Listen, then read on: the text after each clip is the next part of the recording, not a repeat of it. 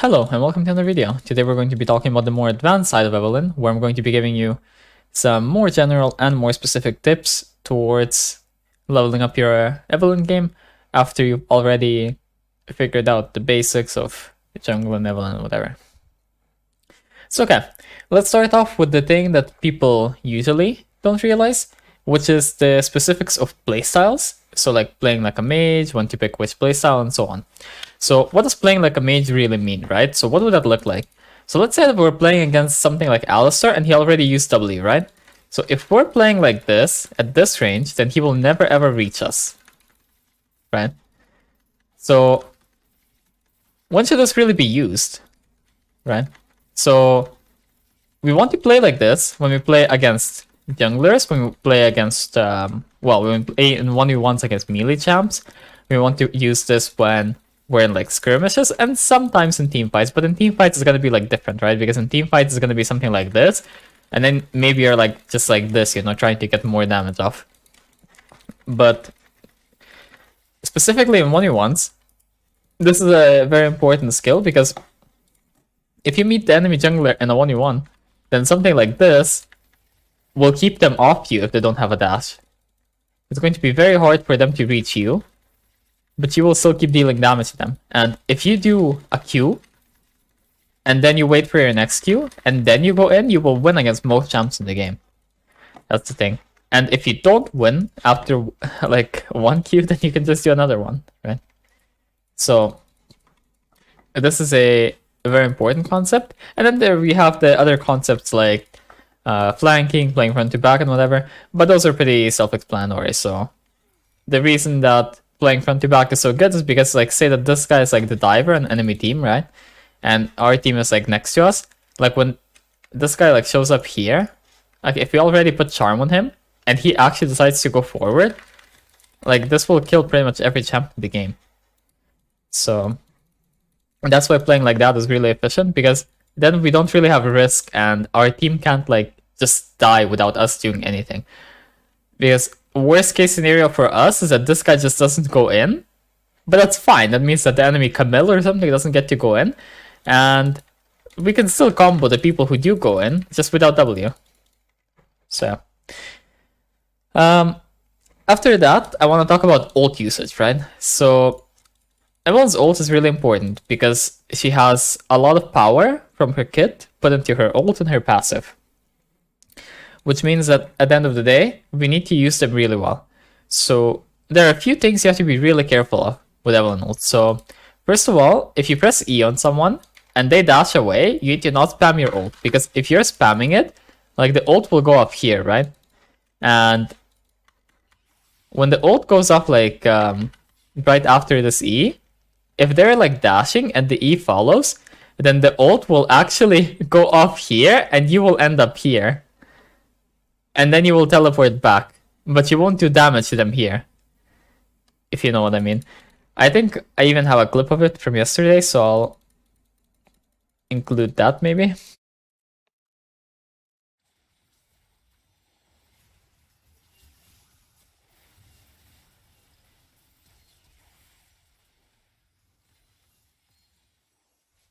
It's a very disgusting thing to have happen.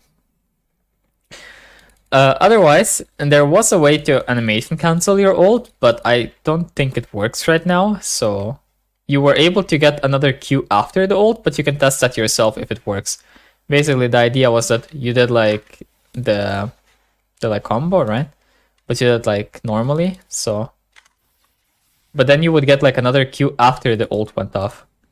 So that was something. I'm not sure if it's still in the game because I didn't really practice it too much, but if you see it, know that that's what's happening. The other thing about your ult is that when you're CC'd, you seldom want to spam it, because the issue is if you spam your ult after the CC, it tends to buffer and then you will just waste it. Also, if you go in and you're getting CC'd, spamming it will most likely make you ult right after the CC and just waste it. So that's like some important stuff to keep in mind, because it makes you waste your ult a lot. Also, that bug, the one where it flickers, really interesting. Thank you, Rad Games. So then, okay. What else do we need to do to min-max our Evelynn? So a lot of people tell me that they have issues playing, for example, Conqueror Evelynn, and a lot of people just in general have this issue, but it's most noticeable if you ever try to play Conqueror, because you can get a lot of auto attacks off on Evelynn. So when you E, you can always auto attack right after, right? So if you open, right, and you go like, you can get like multiple auto attacks in the time of the charm. You can get like 3 autos usually. But if you just combo normally, you usually get like 2 auto attacks or something. So you do like QE and then it's auto attack, and then another auto attack, right? And the longer the combos are and the slower and the more weird the fights get, the more you're gonna have to weave in auto attacks, because every auto attack is gonna still be, when you're leveled up, like 100 damage. When you're not, oh well, it's other 100. It's more like, oh well, these guys have no armor, but if they had armor, it would be a bit less. This is a really disgusting base stat, by the way. 123 armor without any armor items at all, and 67 MR. In older seasons, this was like full tank, but Riot Games just made everyone have this. Lovely. Or well, not full tank, but at least some tank items. Okay, so then I want to talk about Rocket Belt versus not using Rocket Belt. So this is the thing that basically no one gets, I think. Or well, some people know it, but most people are not gonna bother testing this. So when is Rocket Belt actually going to make your combos faster, and when is it gonna make them slower, right? If you're at this range, then it's gonna make it faster, because the dash and the move speed are going to bring you to the enemy faster, right? Then if you're at about this range, it's still going to make it a bit faster. But the moment when you get to a range that's around here, it's pretty much even or slower, always. So if you're at, for example, half range of your stealth, then here it's just going to be straight up slower. See, because the thing is, you're locked out after the Rocket Belt, right? So if I just spam E after my Rocket Belt, see, that it is a lockout. So during that lockout, I can't use my spells. I can walk during the lockout, but I can't use my spells. So if you're at a far enough range, then obviously the Rocket Belt active is good. But the closer you get to the enemy, the more time wasted. It's like, for example, here, I have the choice between, I just press E and it instantly does it, but it's better if I'm like even closer. Because the spell takes forever if you're at max range of it, like here. Look at this, especially if they walk away also, it takes 2 hours, man. That's why I prefer this version of the spell, actually, because it's faster, but sure. So with Rocket Belt, if I'm using it in these really close ranges, it makes my combo time like double. So like this versus, oh well, I should do E first, so it showcases better. Right? So we have this, and then we have the other side of the combo, so. Yeah. I think just the DPS number tells you alone how much slower this is. Like, after using multiple Qs. Okay, let's just use EQ, okay? 3000. Okay, cool. And now let's use the Rocket Belt EQ. 1000. Right? And what's the damage difference? Like, how much more damage did we do? We did 200 more damage. So here we did, this basically tells you how long the combo took as well. So since, let's say we did 1000 damage, so it took like less than 0.3 seconds, right? Yeah, it took quite a bit less than 0.3. And with Rocket Belt, this combo took like a second. or whatever, right? We didn't even reach the DPS. Like, it just legit takes a second. That's the thing with all of the rocket belt mechanics. All of them, or well, with the rocket belt active, every time you use the active, your combo is basically guaranteed to go somewhere towards the range of 1 second duration, which is a bit annoying. This lockout also. So these things are something to keep in mind, and that's why you might want to not use your rocket belt in a lot of combos and scenarios, or use it at the end. Because if you use the rocket belt at the end, you can run with it, right? You can chase the enemy down, you can run away from the enemy. But if you use it at the start and you're already close to the enemy, even here, it's always going to be so slow. So yeah, this is pretty interesting. After this, I want to talk about how MR works in League and on Evelynn specifically. So MR, I can tell you how the MR calculation thing works, but I think it's going to be annoying for most of you.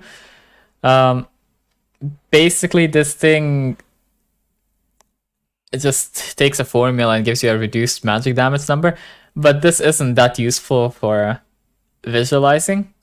I think the more useful thing is to know how much damage you're gonna have to do in terms of raw damage to any given enemy. So basically, 100 armor or MR will double the enemy's HP pretty much. So if you have 100, then their effective HP, instead of being 1000, would be 2000.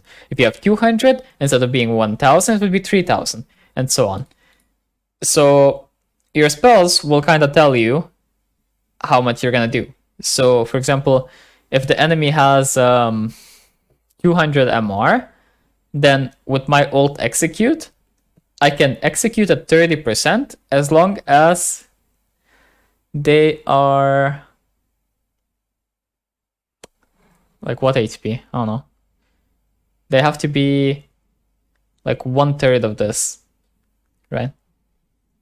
I think something like that. Either way, that's pretty much how MR works in terms of that number. But how does MR work in terms of like the pens? So in League, it's first reductions, and then it's the flat pens, and then it's percentage pens. And also it's, in terms of reductions, it also goes percentage and then flat, if I remember right. I'm quite sure that this is the case. So what happens is, if you use Void Staff on a 100 MR target, then the MR of that target goes down to 60, right? So it goes down to 60, and then you penetrate with your magic pen through that. So here we have 15, right? And here we have 18. So we probably have, no, okay, we have 39. What? Oh, this is just a mythic passive, right? There's also the 6 pen here. Okay, so we have 39, right? Right. So that would mean that in this case, enemies have a 21 MR value against us if they have 100 MR.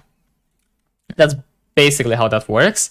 And then if you use your charm, then what happens is, okay, so first their MR would go, you would charm them. Their MR would go from 100 to 65, right?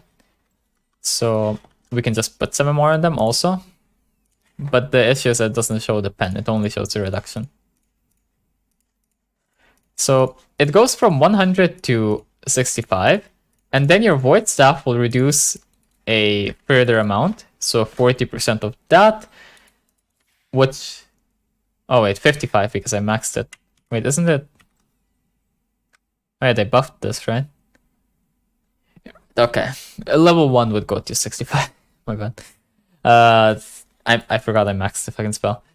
Right, so, okay, 55, and then 40% of that is 5.5 times 4, so 22. So, okay, we're reducing it by a further 22 after that. So we're at 33.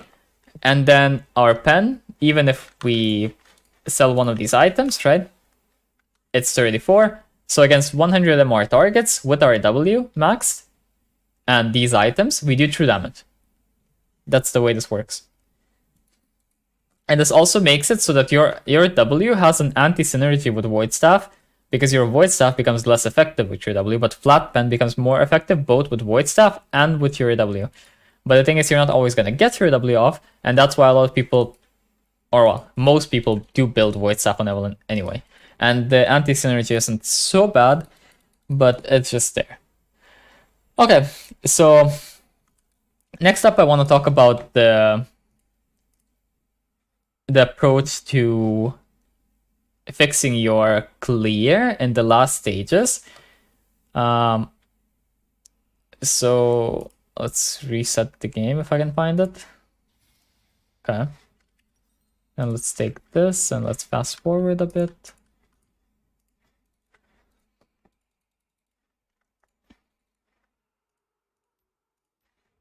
Okay. I'll just kill this. Bro. Okay.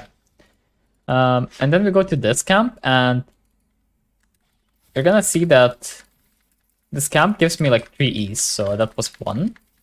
The only issue is I kinda did the Empower D first, but yeah. I mean, the issue is that I did Empower D first. But yeah, basically you get 3 E's on this camp, normally. Especially because you're going to be transitioning from this camp to this, and you're gonna end up not like opening with Q and getting extra damage on your Empower D. But the point is, at the end of the day, it's gonna give you 3 E's, and if you count that, then you can always set it up for the 3rd E. And this camp is always gonna give you 2 E's. Even if you use Empowered one, it's gonna give you 2 E's. So when you get to your half HP on the wolves, you know that if you use the next E, like you won't have an E to get through here. So you have to hold it, right? Then this camp doesn't really have a rule because, I mean, at this camp you just open and the next E will just kill. But usually what you do here is this anyway. So you can transition by hugging this wall and just queuing through it. But then you can see that this camp has the same rule as the Gromp, where you will get 3 E's during the duration of this camp again. And this camp is like same thing as Raptors and stuff, where you get 2 E's. So you have camps which give you 2 E's total, and you have camps which give you 3 E's. And if you can remember which ones give you what, you can always have move speed at the end of your camp clear. Right? And the scuttle only gives you 1. Or well, you can do 2 on scuttle if you want. You can have it at the end. But usually you smite scuttle, so I don't know. If you don't smite it, then you get 2. But most people smite it, so you will only get the empowered one at the start. Okay, so I talked about how Rocket Belt affects your combos, but how does something like move speed affect your combos, right? So can movement speed outscale Rocket Belt? And I'll give you the simple answer. The answer is no. It won't really outscale it, but move speed speeds up your combos by a lot more than Rocket Belt. So if I just buy a bunch of movement speed,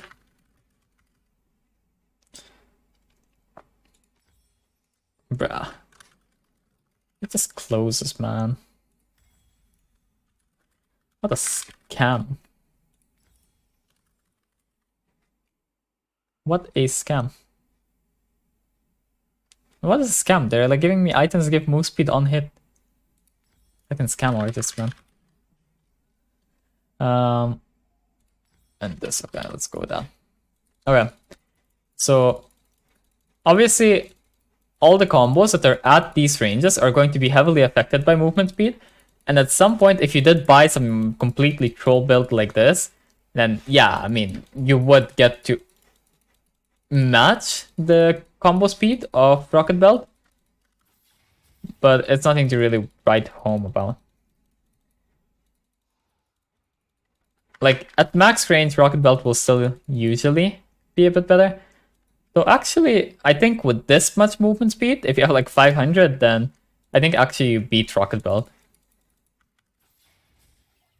But the main advantage of move speed is that it doesn't matter what range you're at, because it's always gonna end up like this, right? Where you just get to combo without the Rocket Belt blockout. Also, look at how much better this item is than our item. This ADC item, complete cocaine. It has like a way smaller lockout than the Rocket Belt. Like way smaller. Also, this thing does more damage than Rocket Belt for whatever reason. But yeah, sadly, there is no AP Gale Force. Please, Riot Games, AP Gale Force, please. Please, man, please. Okay. And then, why is movement speed so important on Evelynn? So, this is the main reason we take Relentless, is because one, when the enemy is like this, and they're like passing through here, right? We can sneak through like this. So if they're here, obviously won't sneak through, but I'm trying to demonstrate where they can be with us sneaking through, right?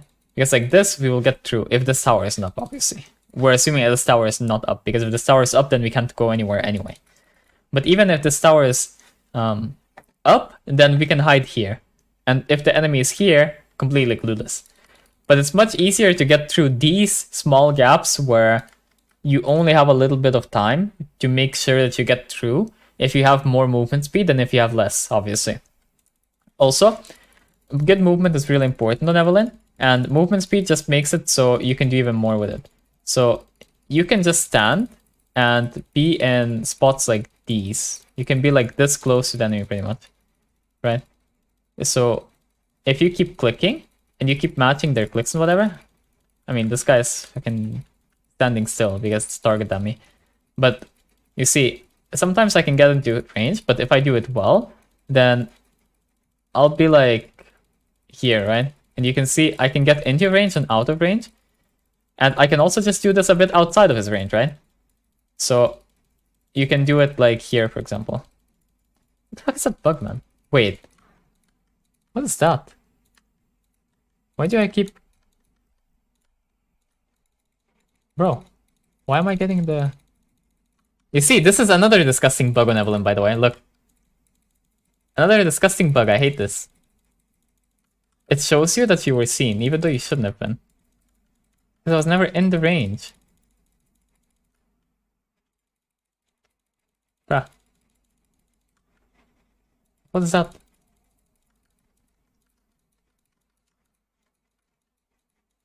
The indicator is so fucking buggy on this. Like, what is that? I don't know if it actually shows you or if it doesn't. But whatever. You obviously don't do it that close, but you just do it as close as you can, right? So maybe something like this is like realistic enough. You can do it at like a range like this. And you just hug the enemy and you try to match their movement, and when they make a mistake... How the fuck did that show that it shows me? Like, how bugged can it be? When they make a mistake and they walk towards you, you just combo them and they die, basically. Or you get around them, right? So these are really useful things with movement speed, and it's the main reason why I avoid going Ult Hunter or Treasure Hunter or something. But I do go them sometimes, but the value of this is really high if you're trying to play as an actual assassin. Okay, then we can also talk quickly about the objective stealing side of things. Or well, first of all, I can even mention that you can pretty much solo Baron at 20 minutes if you have something like, I don't know, these items. Well, not even these, you can have like worse items. Why is this not up? Wait, can I just spawn Baron? Yeah, let's say that. The fuck? Okay. Oh, wait, I think I have cooldowns off. Like, you can pretty much solo it if you have good items at 20 minutes. But I want to just demonstrate... Oh yeah, I don't have jungle item. Oops. It's fine.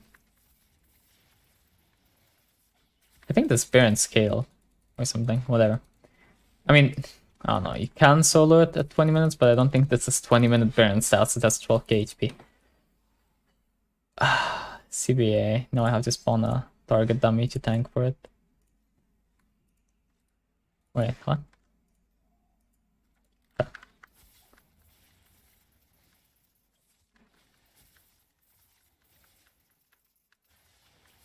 Might also be because I was AFK next to it and it reduced my resistances to fucking 0. Or whatever the fuck it does. I just know it stacks and it does more and more. Okay, so if the Baron is like 3k or less, right? You can pretty much... Right. You can pretty much just charm, flash, ult, and smite at the same time. Right? So... if it's like 3000 or less, then you put the charm on it, you flash, ult, and smite. But you have to, well, you kind of have to time the ult and the smite at the same time. You have to keep in mind that your ult is delayed, right? So look, your ult is delayed damage, right? So you have to get used to the timing of that. It doesn't have to be completely on point, but you want to make it like fine, right? If the numbers like overlap or something, it's already fine enough. But you can do it like earlier, like this, or you can also do it later, like this, right? But you just want to make it overlap if you want the greatest chance of stealing the objective, so the enemy jungler doesn't sneak in. But if you are going to fail it, then I recommend that you smite after ult. Kinda.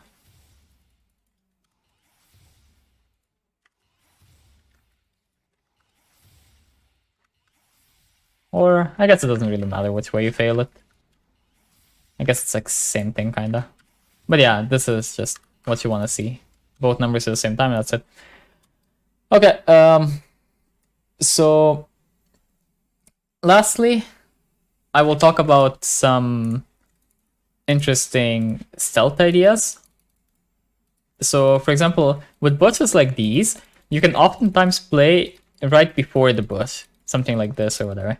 Because it doesn't, if you have vision in the bush, obviously, because it doesn't really matter for you if you're in the bush or not, because you're in this anyway, and enemies can throw skill shots into them. But for example, if the enemy ADC is like here, they're probably going to throw a skill shot in it, like say an Ezreal or something, right? But when they're here, they're not gonna do that, and you can still sneak into the bush. Nice bug, by the way. Thank you, Riot Games. Thank you, Riot Games. Right. Makes stealth not bugged. Challenge Impossible Edition. Yeah, so you can sneak into these. Also, I think that standing here can often be better than standing in this bush. If you're, for example, camping the enemy ADC, then here there's a line that you can walk through. So you can get to here and you won't be seen by the towers. Same thing applies here. If you come from here, it's like really easy. If you come from here, it's not really gonna be possible to completely sneak through because see here you're seen. So it has to be from here to completely sneak through. Then you have like spots in the enemy base, but you need at least something to be down. But I mean, like this you're not seen, but this is like really hard to hit every time. Like sometimes you will walk a bit too far here, see, or a bit too far there. See, you only have like a small corridor to do this in, which is like this. But even then you can fail it a bit, see. I walked a bit too far down and instant fail. See, and this is a bit too far up. So this stuff you can just practice a bit and you'll get used to it. I'm used to doing it this way. I'm not used to doing it on the out way though. So on the out way, I pretty much just failed. Because it's not that common where you walk out and stuff. Because they usually already know that you were here if you are walking out. But yeah. You can walk both in and out. So you can be camping in the enemy base a little bit. I think on this side it doesn't work properly because the turrets are like closer. Yeah, see, it doesn't work. And the same thing applies on this side, but it's just mirrored. So on one side it works again, on one side it doesn't. There's something else that's interesting. Yeah, I mean, there are a lot of small tricks with jungle walls and whatever and bushes, but I can't go over all of them in this video because the video's already been dragging on. So maybe I'll talk about them some other time. But yeah, I hope you enjoyed the video. If you liked it, then like and subscribe and leave a comment with, I don't know, like what you found out from this video, if you found out anything new, or I don't know, just say which is your favorite mechanic if none of them were new to you. Yeah, either way, see you next time. Peace.